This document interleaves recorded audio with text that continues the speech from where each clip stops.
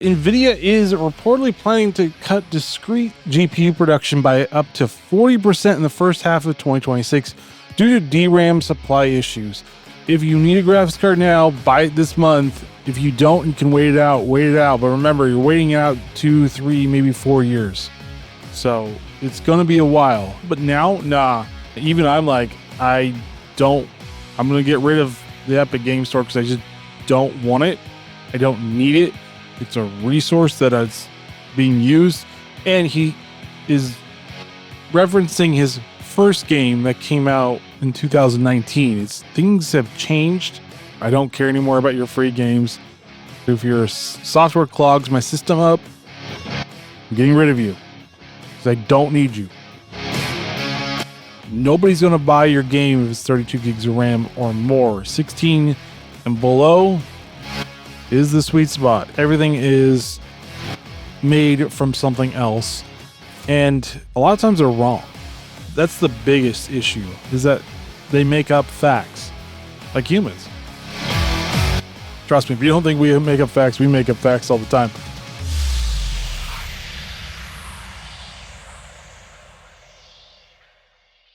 Hey there, welcome back to Digital Coffee Gaming Brew. I'm your host, Brett Deister. In today's episode, I'm diving into the latest PC building woes.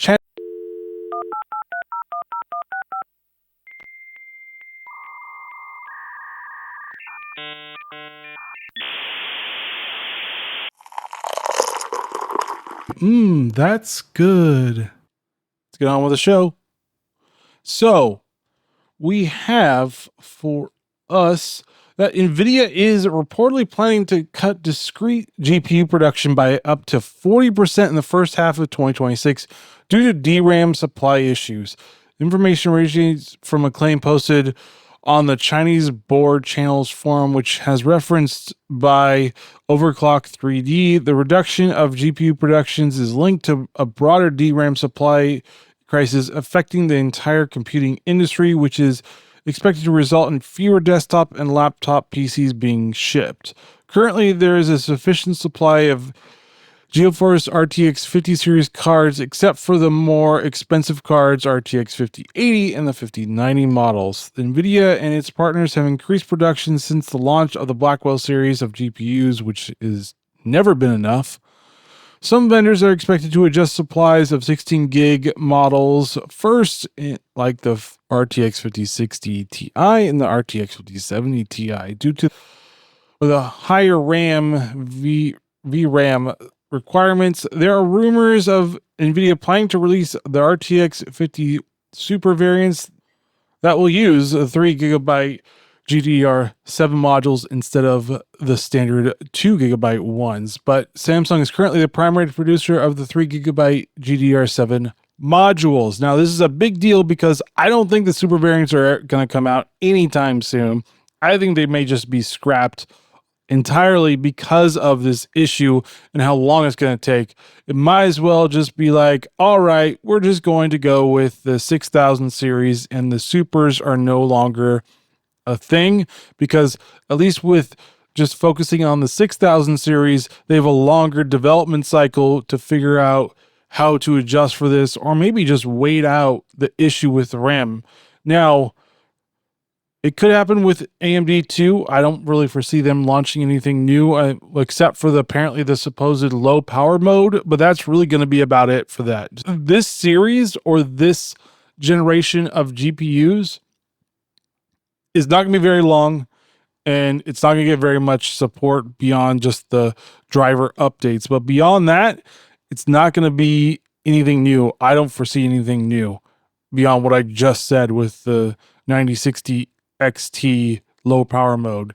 And that really doesn't really modify too much of it. You're not going to see any new variants of these cards, especially since finding a 5080 and finding a 5090 is so hard to find if you're looking for that, and everything else, there's a lot more. But Nvidia has not been producing a lot of these graphics cards, to be honest with you.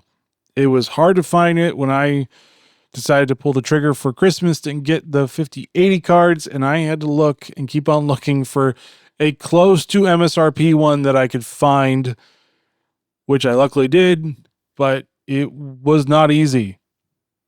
And most 5080s are way over MSRP. So in 5090s, forget about it. They're always over MSRP. I found 2 cards, maybe 3 cards for the 5080 series that were $100 or at MSRP. The rest of them were like 400 or more over MSRP. Luckily, I found one of them. Thank you, Micro Center, for at least having somewhat decent prices. But yeah, it's really going to get worse. If you need a graphics card now, buy it this month. If you don't, you can wait it out. But remember, you're waiting out 2, 3, maybe 4 years. So it's going to be a while. And if you need a new phone, get it now, because there's going to be issues with that too. All right, so Lords of the Fallen 2 will be exclusively available on the Epic Game Store for PC. And the founder and CEO of CI Games stated that the majority of PC players who want a specific game will purchase it on Epic if it's exclusive there. Maybe times have changed. Maybe before, even I was like a couple of years before, I was a little bit more lax on it. Now I'm like, yeah, I don't really want to play on Epic. That store's not good. And apparently it's a resource hog too. So no. But he's referenced the GSD game sales data as a source for his claim about PC player behavior, but did not provide specific sales data or statistics. Yeah, it means you're cherry picking. The other issue is what Alan Wake 2, released in 2023, is mentioned as a comparable title that was also tied to the Epic Game Store. It took until the end of 2024 to become profitable across all systems. It took a full year for it to be profitable. And you're telling me that it doesn't matter what game store that PC players will just buy from? Yeah, that's highly unlikely. Maybe a few years ago that was possible, but now, nah. Even I'm like, I'm going to get rid of the Epic Game Store because I just don't want it. I don't need it. It's a resource that is being used. And he is referencing his first game that came out in 2019. Things have changed, maybe 2020. It came out a few years ago. Things have changed, especially with the RAM issue. You're now looking at every bit of resource that you can find to cut it so you can actually say, I can deal with the RAM I've got. So we're looking for ways to cut things. We're looking for ways to make our system as efficient and long-lasting as possible now, because I don't want to buy RAM sticks. It's not fun. He may have been right previously, but I don't think it's right now. I think PC players do not like other game front or storefronts. We don't really like EA desktop app. I don't really like it myself. We don't like Ubisoft's trash. That's even worse. And we don't like Epic Game Store because really it's just a somewhat nicer version of Steam. I give a pass for GOG because it's not that bad, but mostly Xbox is horrendous. Battle.net is okay. And then we also have, was it Rockstar has one? I got rid of that one. Like I said, I'm getting rid of things that I don't really need anymore. And one of them is the Epic Game Store. I don't care anymore about your free games. If your software clogs my system up, I'm getting rid of you because I don't need you. So, is he correct at the time of the first game coming out? Yeah. Is he correct now? Well, time will tell, but I'm make sure to not buy it until it comes on Steam. So, at least one PC gamer doesn't care. All right, so Riot Games is planning a significant overhaul of League of Legends in 2027, referred to internally as League Next. The update will include changes to the game's client, in-game visuals, gameplay mechanics, runes, pre-game systems, and a new player experience. An internal restructuring at Riot Games has been announced alongside this project. Riot Games has indicated that more details about the innovation will be shared in 2026. Specifically between the MSI and Worlds competitive events, which occur in June and October.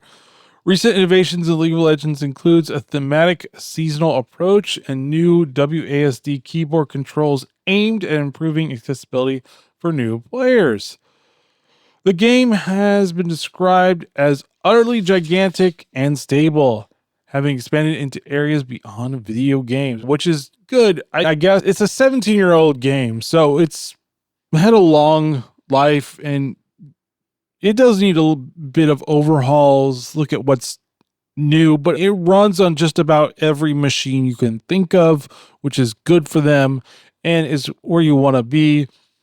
Always as well optimized as you can be, just because of what's happening down the line, which is RAM prices. Devs are now going to have to consider how to optimize it for smaller RAM, because nobody's going to buy your game if it's 32 gigs of RAM or more. 16 and below is the sweet spot. It's the best sweet spot. So you're going to have to figure out how to optimize your games from now on until this RAM issue is over, because nobody wants to buy new RAM. And if you make your game make us buy new RAM, no one's going to play your game. Just going to say it. But I'm glad that they're actually making League of Legends better. Now, will it be better when they make this game or make these updates? I really don't know. I don't really play League of Legends. I know it's a very popular game. It's been popular for a very long time, but we'll see if these updates actually translate with the player community or if it's just a huge misfire. All right, so Joseph Cross has been an artist at Bungie for over a decade. He served as the lead art director for Bungie's new game, Marathon. Cross participated in a live stream earlier in the year with Marathon's game director, Joe Ziegler, where Bungie acknowledged using art from artists Integral and Anti-Real without permission or proper accreditation. That's a big no-no. Cross's LinkedIn page indicated that he has left Bungie after the report by the Game Post Cross confirmed his departure on X. So, Marathon, not a good game. It actually got delayed for a while. I think it's eventually coming out. Didn't look good. Didn't play good, apparently. I was not interested in it. Like, I liked the original Marathon games in the 90s they were exclusive at the time for the Mac, but then they came over to PC. But those were fun. Those were more of a Doom clone than anything else, because back in the 90s, you just wanted to be a Doom clone. But they changed it to be an extraction shooter, very accessible. It just didn't work out. It just wasn't very fun. Art style looked atrocious to me. I did not like the art style one bit, but they chugged along. Bungie has not been doing well for a bit. They have not been producing good quality games for a bit. I know that Destiny 2 Renegade recently came out and looks like no one's playing that. I think Bungie's in a lot of trouble. I think it's why they actually wanted to be sold off to Sony, because they knew the writing on the wall was bad for their game, especially Destiny 2. They just have not been doing as well as when they were working on the Halo series at Xbox. That was when they were at their best. And then transitioned to Destiny 2, and the games were okay, and they had to have a lot of fixing to be good. That was the problem with their games. So we have issues right now, and people are leaving. Can't say I blame them, but if they were the cause of the problems, that's your fault. Anyways, we'll see if Marathon actually transitioned to be a successful game. I don't think it's going to be a successful game at all.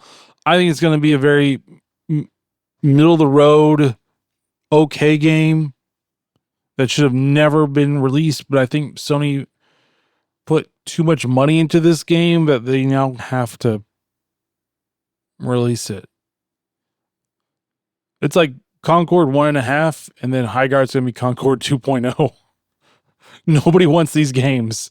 Stop making games nobody wants to play. This is marketing 101. If you don't understand marketing 101, I don't really understand you. So please, for the love of God, stop making terrible games.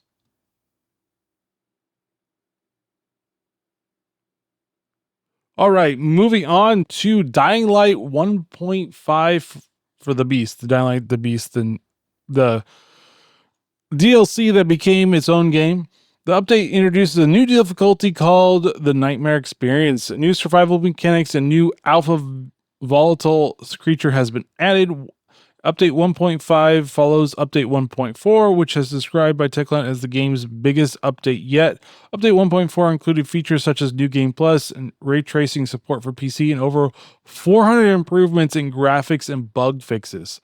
This update is part of the most recent roadmap released by Techland. I think this game is really good. It was well optimized when it first released. It didn't even have DLSS, FSR, XEES with the Intel one, whatever it's called. It didn't have any of that, and it was well optimized. It ran well. So you got to give credit for this developer. I always say support developers that can actually make good games and actually optimize their games, because that's another issue that we're having with developers. Let's optimize your games. I'm like, are you insane? So I'd say, since the Steam Winter Sale is going on right now, if it's on sale, I recommend getting it. It's a good game. If you like the parkour, first-person zombie type games, it's a good game. I recommend it. It's a fun game if you're looking for something. But as I said before, Steam Winter Sale is going on, so have fun and find the games that are on sale that you wanted to play. Even Borderlands 4 is on sale, which I still don't recommend because it's not low enough. Borderlands used to be a fun game. Now look what happened to it. All right, so this whole AI situation is interesting and a little weird at the same time. I'm usually more in the middle of the road approach. I usually call AI now just machine learning 2.0 because machine learning has been around for quite a while. That's what original Alexa and Google Assistant was. These machine learning models that learned and had to be trained and stuff. And these are a little bit more that they learn from themselves to a certain extent, but they still can't create anything original. Everything is made from something else. And a lot of times they're wrong. That's the biggest issue, is that they make up facts like humans. Trust me, if you don't think we make up facts, we make up facts all the time. So in gaming, developers are starting to use AI to help with development. And I'm not against that, as long as it's not for doing art, specifically art. Now, if it's to repurpose art to make it better, I'm fine with that. But it's to make original art, no, it doesn't really do a good job with originality. It does a really good job of repurposing. So if an artist decided to make a drawing and say, hey, can you make this into a very creative, this type of art style, and you put it into there and it spits it out, that's a good use of it, because then it can help you. Maybe you can tweak it a little bit after that. There are good ways of using AI. Maybe you wrote like the whole game story and everything. You're like, look at, can you help me fix problems that I can't see? And it helps you with that. Maybe you disagree with it at sometimes, maybe you use it. That's another good way. Maybe before you do human Q&A tests, you do AI Q&A tests where you make it run simulations through your map design to see where the hot spots are, where problems could arise, and then you go with the human side of it and then ask them their opinion, because you could use both of them and get a better understanding of it. Data is good, but it only gets you so far, because gaming is very subjective. You either like the game or you don't, and that's very, very subjective. So you always have to have the human touch to it. You can't devoid of it. Using AI for NPC interactions could be good too, if it works well. It's all about if you can make it work within your system. If you can't, don't use it, don't force it. But we shouldn't be hysterical about using a tool that could help keep costs down, make better games. As long as the right people are in charge, this is fine. The problem is that we've got artists going, no, never. And I'm like, okay, that's a little too far. And then we got people like, yeah, use AI for everything. And that's a little too far. We need a very middle of the road approach to this.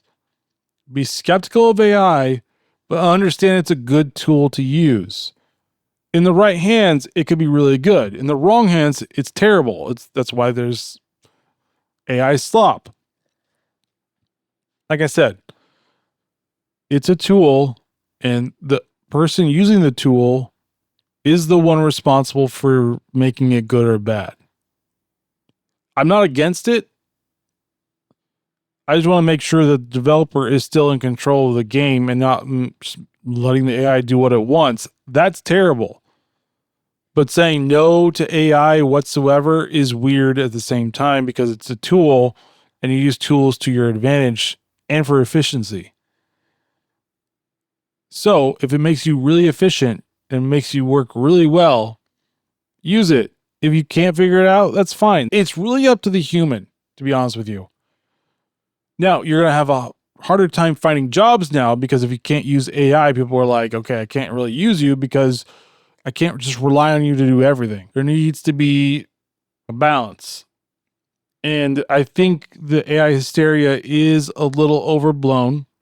And people are comparing it to the steam machines where people were actually breaking them. That was basically the precursor to automobiles or cars because it was a newfangled thing and people like their horses for whatever reason. Before cars, horses were the main transportation for a lot of people.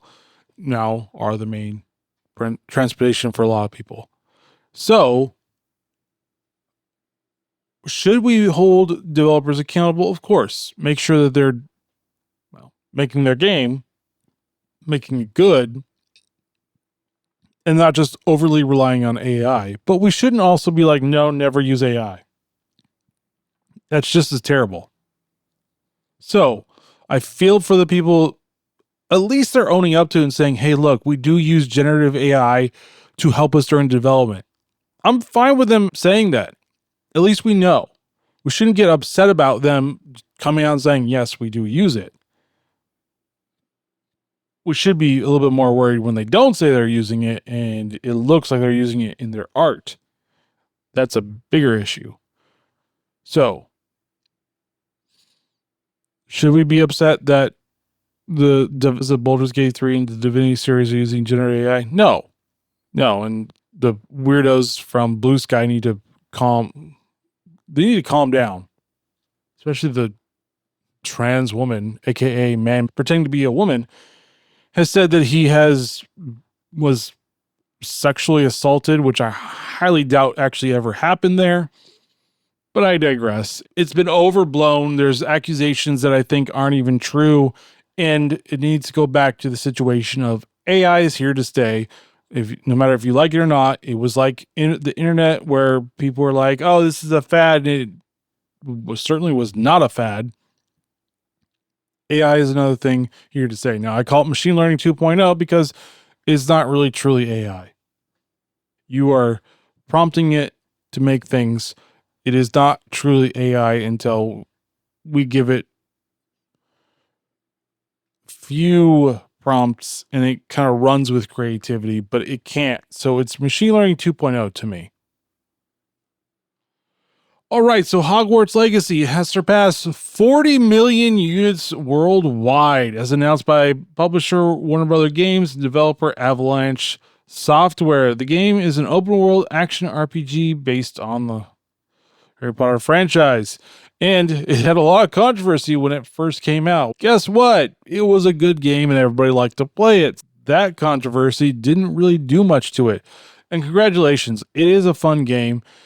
I hope 2 can fix some of the issues in 1. Combat was a little boring after a while, but it still wasn't engaging enough.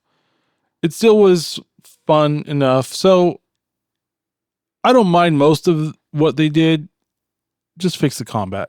That's all I really care about. But I'm glad that it did so well. Hopefully this will not go the way of Shadows of Mordor from the Lord of the Rings franchise. Unfortunately, Monolith is no longer with us because they were dumb and decided to not make the 3rd game of a game that was already really popular. Don't know why. Could have made a successful game. We were all waiting for Shadows of War sequel, the 3rd game, and that never happened.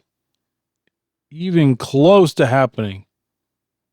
They were like, let's make a Wonder Woman game, and that will never see the light of day. But congratulations to them. Well deserved.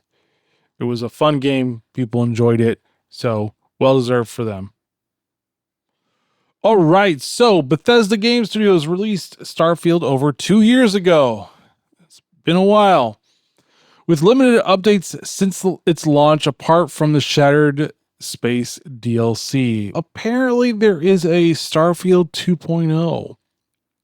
And apparently, it overhauls the whole game because the whole game needed an overhaul badly. It was a game. It was not a good game. It was not a terrible game. It was a game, meaning it was very mediocre and needed a lot of changes, specifically with planets and it just being this same thing over and over again. I don't mind if planets look the same or have similarities between each other, but when you have 1,000 planets and they're all the same thing you do, hey, I found this really cool thing. It didn't do anything. It was all right. It was an all right game. The problem is that it released in a time where we had No Man's Sky, we had Star Citizen, we had Elite Dangerous. All these games had way more things than Starfield had. And then we had the release of Star Wars Outlaws, which did not do well. But at least it had more than what Starfield had. The problem with Starfield is that it was still almost Skyrim in space. And there were way too many loading screens. Like you couldn't fly into the planet. You had to fly into a cutscene or a loading screen. You couldn't warp to another planet. You had to warp into a loading screen. You see where I'm going with this? There was a lot of loading screens that didn't need to happen. And when people play space sim games nowadays, we would like the loading screen to be the jumping to light speed or whatever it is that you call it in your game and not a loading screen. We like to go into the planet. Maybe going into the planet would be the loading screen, but we like it to be that way. We don't want it to go into the planet loading screen. Go into the cave loading screen. And that's the problem with Starfield, is that it was a bland, mediocre game that had way too many loading screens and not enough things to actually really care about. And that's where it was lost. Even their DLC did not do any better. I don't know what they've been doing with it. I don't even know if I still have it installed in my system. Probably should check that. That's how bad it was. I was like, do I really need this one? Probably not. Because it's not good. I didn't even finish it. I was like, nope, not going to finish this one. I don't care. All right, moving on to a really stupid survey. So, apparently from game industry publication, they're still stuck on Gamergate. That happened like a decade ago-ish. Actually, more than a decade ago. I think it was like 2010. Anyways, long and gone. Really should move on from it. But apparently the game devs and the game journalists cannot move on from this one thing. It's like World War II for liberals. Y'all can't move on from it. Move on. Anyways, so they did a survey in 2025 because women need to be in everything, because it is unfair for men to be majority of cushy jobs. Because women do not want to clean the sewage, do not want to get oil, do not want to do any of the dirty jobs. For the most part, women will not do. Those cushy jobs, from marketing to PR to gaming and development to HR to nursing, and nursing is a little bit of a dirty job, to teaching, women are fine with, even though they overwhelmingly are represented in those jobs. I was mostly speaking of teaching, nursing, and public relations. There's probably other ones as well. HR is another big one. The article interviews several influential women in the gaming industry discussing their experiences and perspectives on changes since the Gamergate era. Like I said, they can't move on from the Gamergate era. It was the one biggest thing to them, and all of us were like, yeah, it's over. So Frankie Ward, she's apparently been on the PC Gamer show, which to me, she's always the worst one. Never laugh at her jokes. I'm like, okay, I skip all the speaking parts. I'll wait for it to be recorded for a while, and I skip all of it just to go and watch the trailers because I don't care about any of them. She notes that a shift towards more female visibility in esports, but highlights ongoing challenges, such as the fear of backlash for speaking out.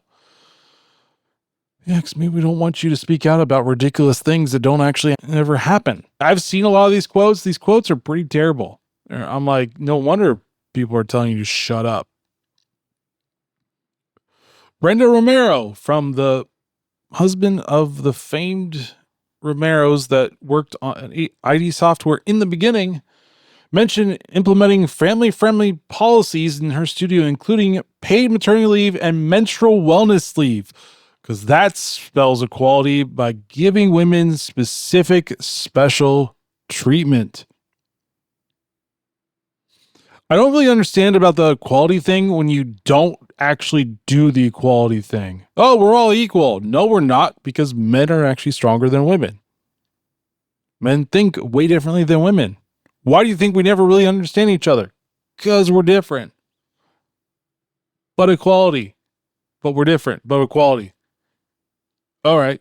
So if we're going to do the equal thing, then you shouldn't have maternity leave, you shouldn't have menstrual leave, you shouldn't have all this stuff. No, we're different, actually. See, it always breaks down because it never actually makes any sense because it isn't actually true. I get it.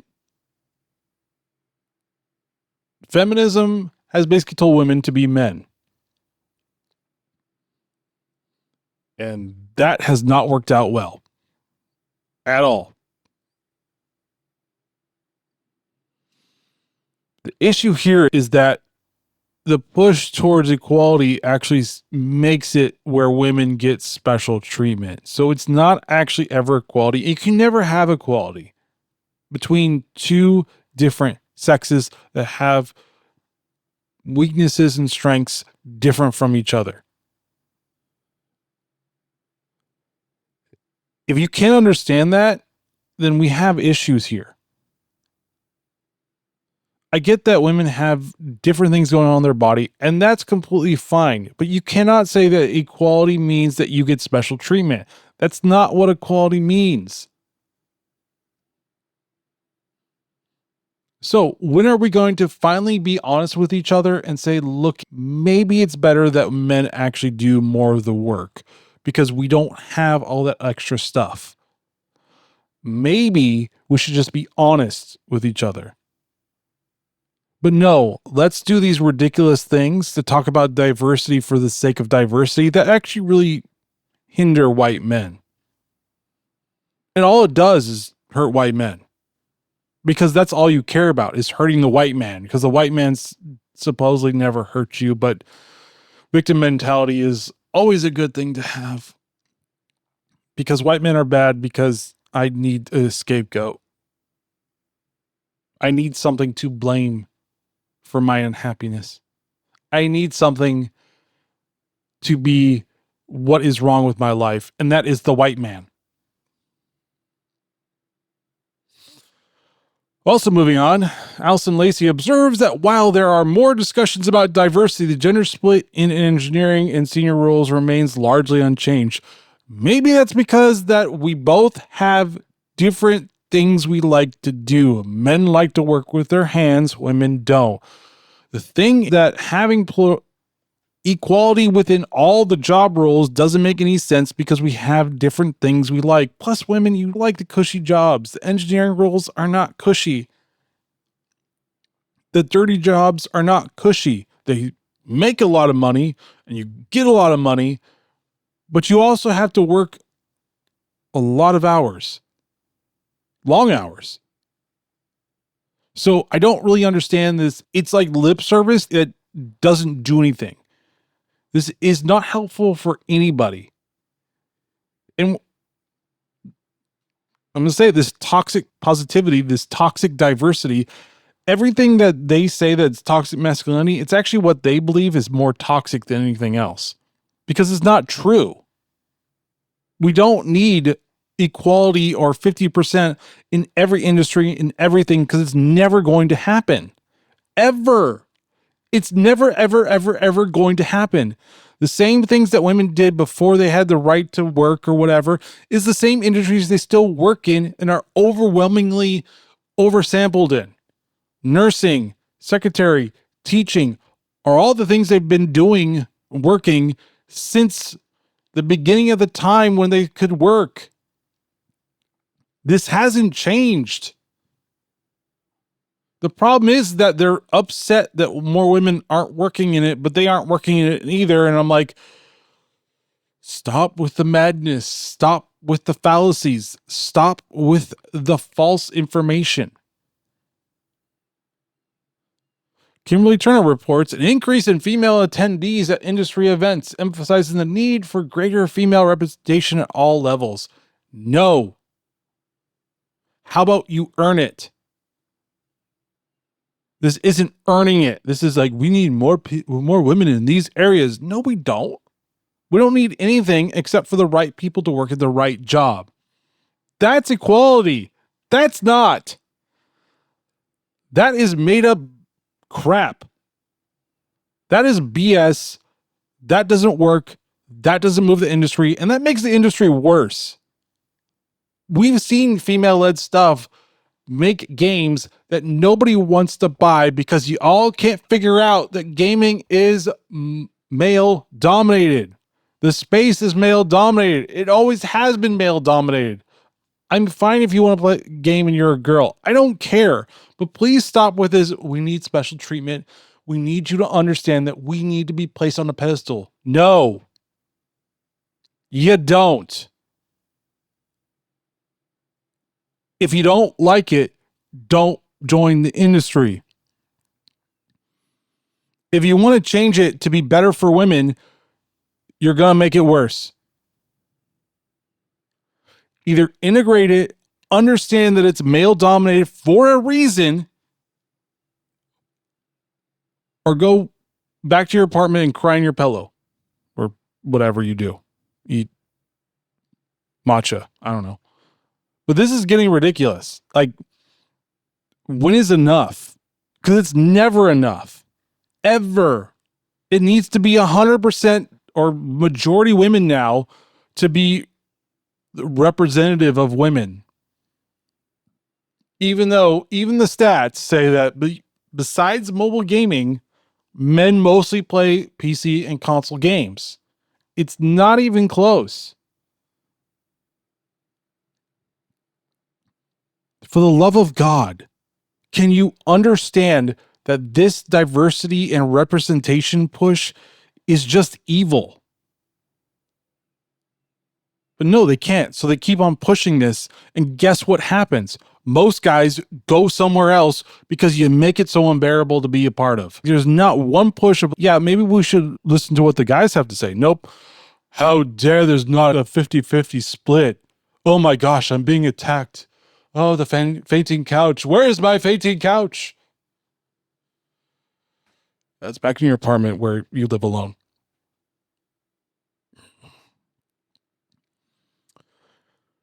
All right, here's another one. Cat acknowledges some programs and formalized policies supporting women, but notes that sexism and pay inequality still exist in the industry. Or maybe just that you're not that good.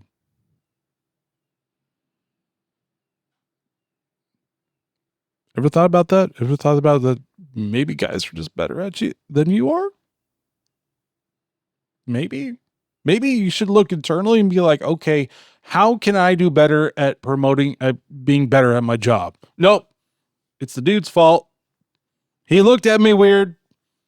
I know I have blue hair, but he looked at me weird. Dude's fault, not mine. This is the issue. This is why guys don't want to work with women at all.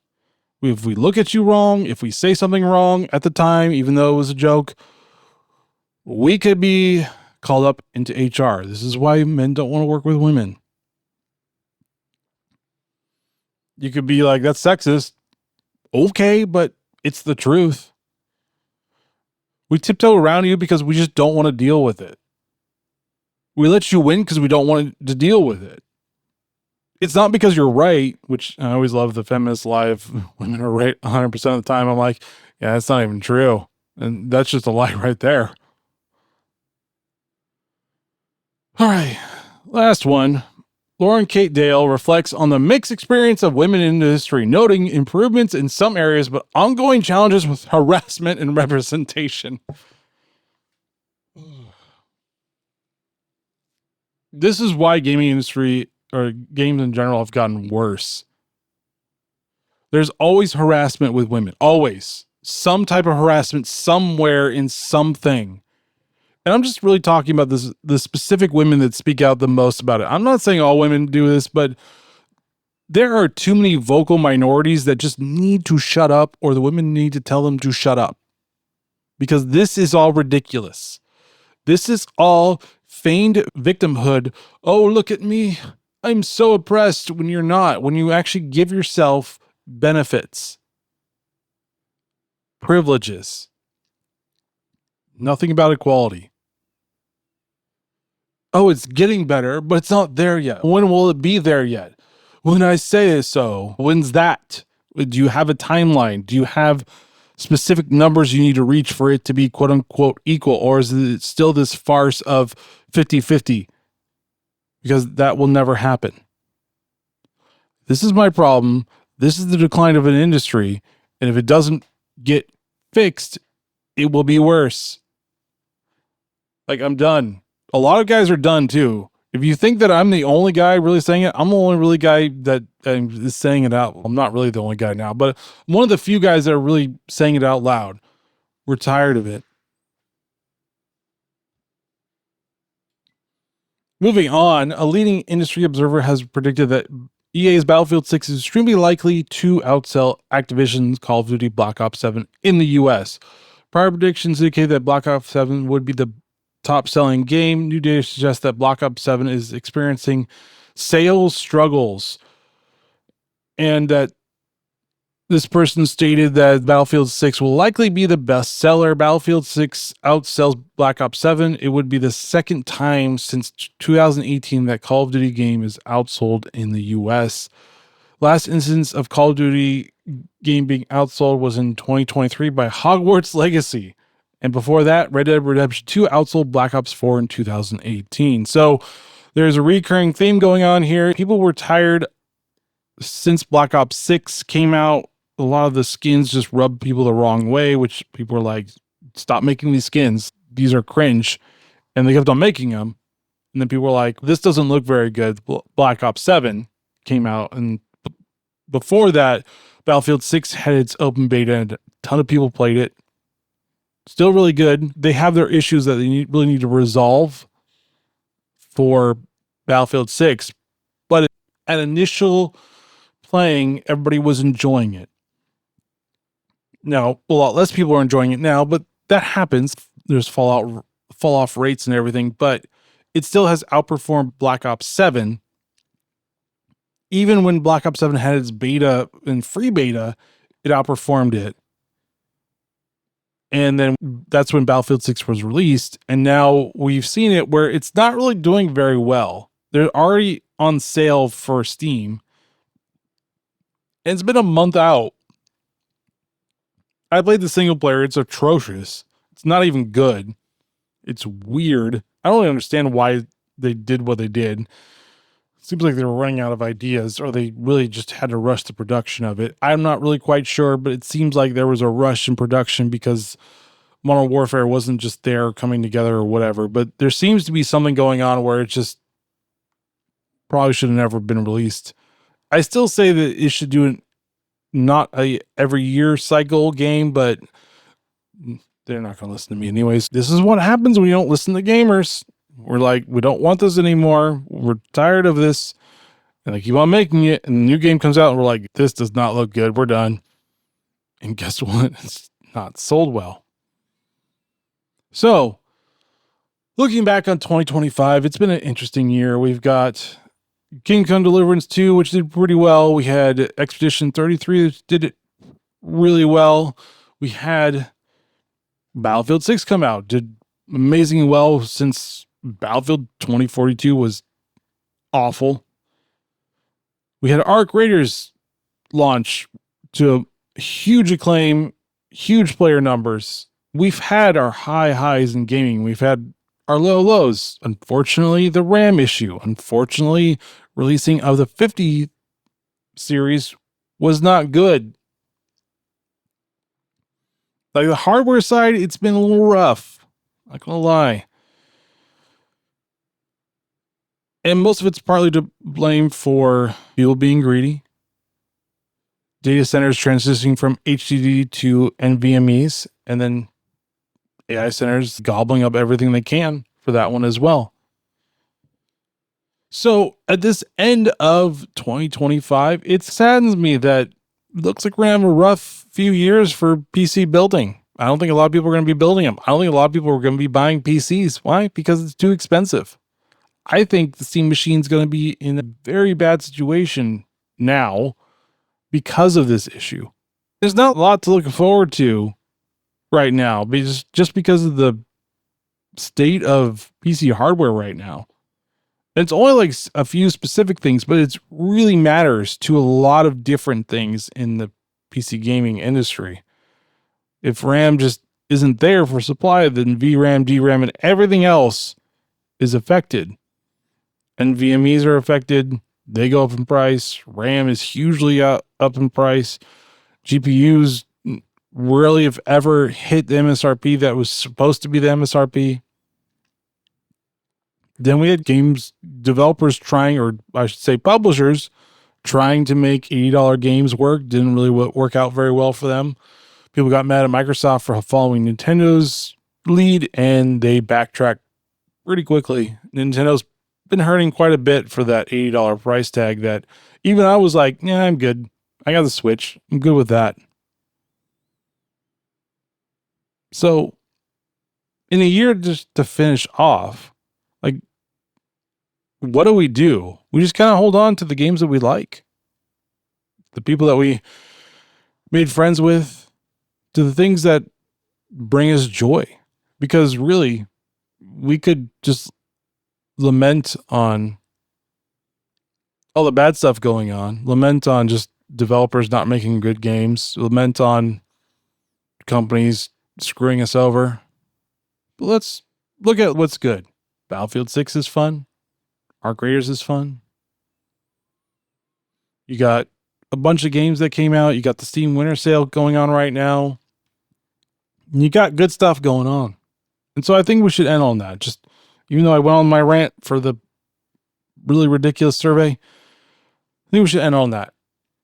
Having fun, no matter who you are, and just having fun with the games that you like to play. Not caring about the hardware that you need to update, not caring about any of that. Having fun with that, having fun with your friends, having fun with your family. Maybe try to get your family to play a little bit. Because you know what? It's the Christmas season. It's all about sharing, giving, and spending time with each other. Virtually or physically. I'd say more physically than virtually. We all need to focus in on that and let everything else fall away, because it's always temporary-ish to a certain extent. So that's my encouragement to you. Just have fun this holiday season. Have fun with family if you can. Have fun with your friends if you can. Either that or find some way to give. So I hope you have a Merry Christmas and a Happy New Year. And thank you for listening to Digital Coffee Gaming Review. I really do appreciate it. Please subscribe to this podcast on all your favorite podcasting apps. Leave a 5-star review. It really just helps the rankings. Let me know how I'm doing. Join me next week. Let's talk about what's going on in the gaming industry. All right, guys. Have a Merry Christmas, and I'll see you next week. Later.